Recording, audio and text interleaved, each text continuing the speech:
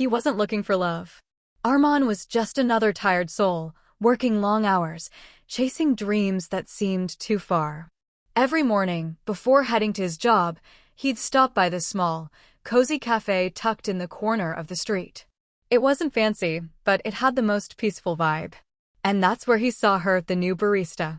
A girl with messy hair tied in a bun, an oversized sweater, and the brightest smile he had ever seen.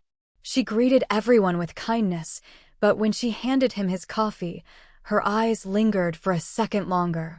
"Latte extra sugar, right?" she said with a playful grin. He froze for a moment. How did she remember? Days turned into weeks, and their small morning conversations became his favorite part of the day. She told him about her dream of owning her own cafe someday. He told her about how lost he felt, stuck in a job he didn't love. They laughed, shared stories, and somehow, she became the calm in his chaos. But then one morning, she wasn't there. A different barista stood behind the counter. Armand's heart sank. He didn't even know her last name, just her smile, her voice, her warmth. The cafe suddenly felt colder, emptier. Weeks passed. He stopped by less often.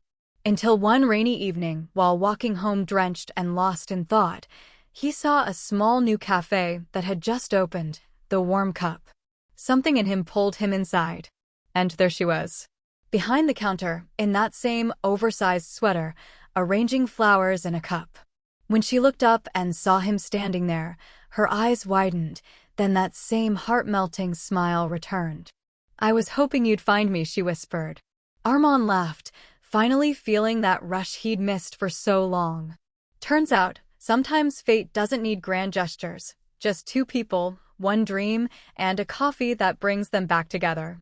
He ended up helping her run that cafe, and every time she handed him a cup, his heart still skipped that same familiar beat.